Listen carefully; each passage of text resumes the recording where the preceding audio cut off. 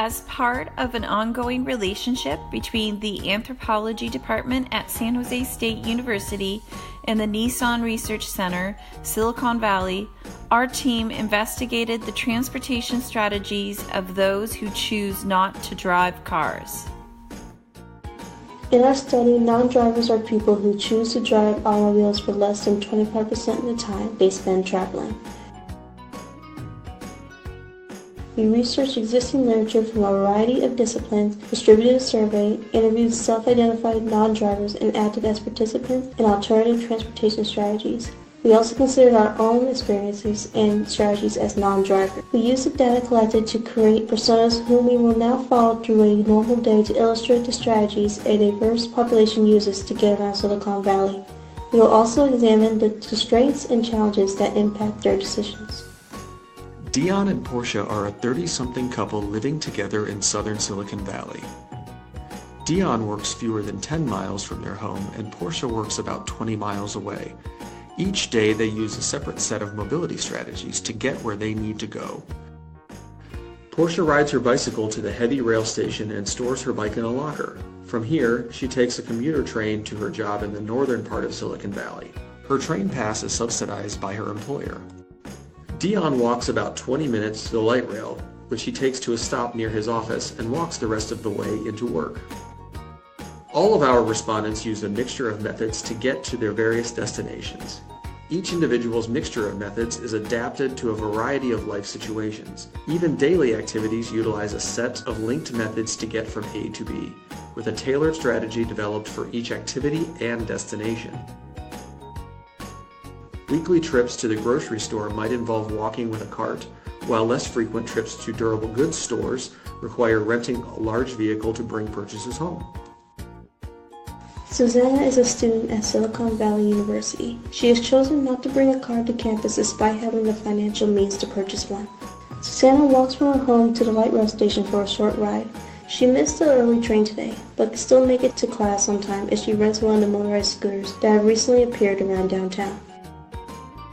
While none of our respondents considered the primary cause of limiting their driving time, the cost of owning, operating, and parking a vehicle were commonly discussed by respondents as a factor in their decisions to seek alternative means of transportation. Martin is a middle-aged professional and lives approximately 60 miles from work, and like our other personas, utilizes a mixture of methods for his 2-hour commute. He does own a car and starts his commute by driving 10 minutes to the train station.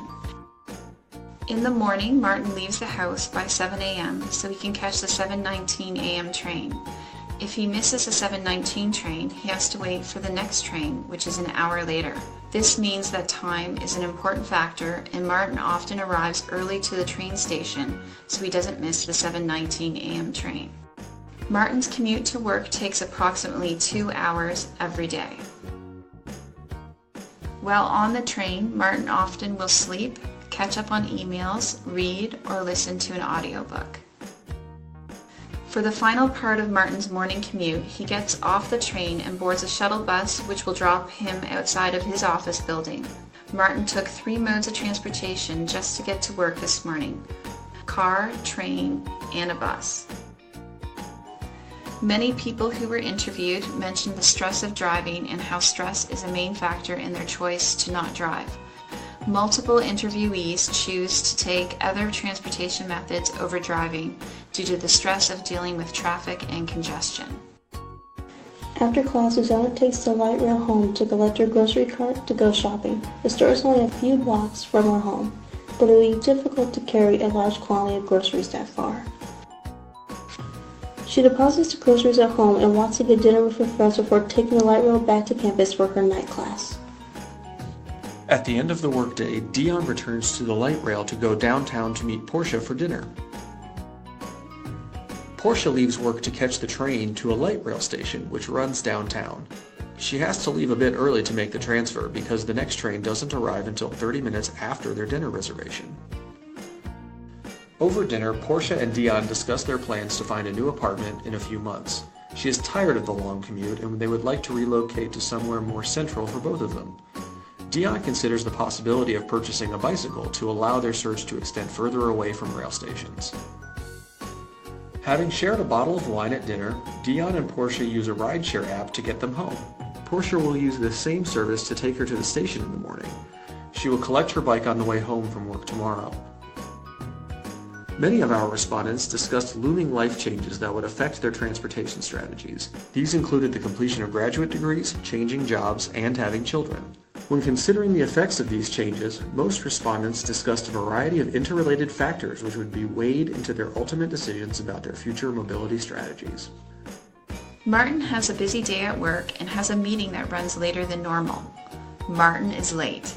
He has to get to the train station and fast. He decides to rent a bike and just makes his train. On the train, he catches up on some work and listens to an audiobook. At the train station, Martin gets back into his car, makes a quick stop at the grocery store, then heads home.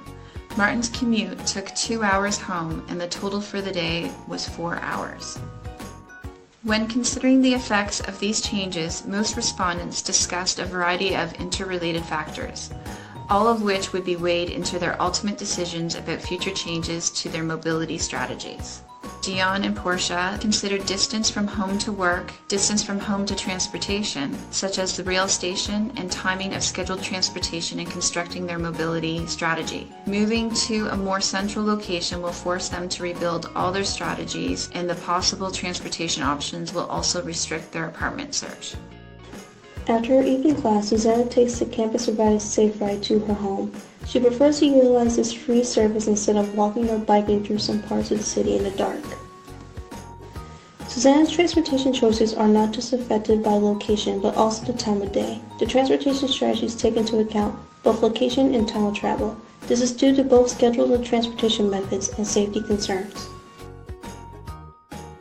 Each of our personas navigated through their day using a tailored transportation strategy developed within the constraints of their destination, home, and available transportation methods.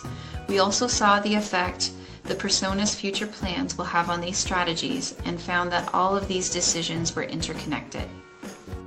When asked about their hopes for the future of transportation, most of our respondents were concerned with lessening the impact of changes such as new jobs or apartments, or hoping a life change would mitigate their current travel problems. One respondent did mention the ideal future would involve an autonomous car picking him up from home and dropping him directly to work. New modes of transportation and services appear in an attempt to provide additional options to non-drivers. The recent local crisis of adults terrorizing SF on tiny scooters is an example of the conflict these changes can elicit. The recent scooter ban in San Francisco is a prime example of the kinds of conflicts that will likely continue to take place as people adopt new transportation options into their mobility strategies. The change in San Francisco occurred far more quickly than policymakers could react, and social understandings of the use of such devices take time to develop. Policymakers need to be continuously planning and adapting to transportation needs. If recent trends continue, more adults will choose not to obtain driver's licenses, an indicator of increased non-drivers due to availability and variations of public transportation methods.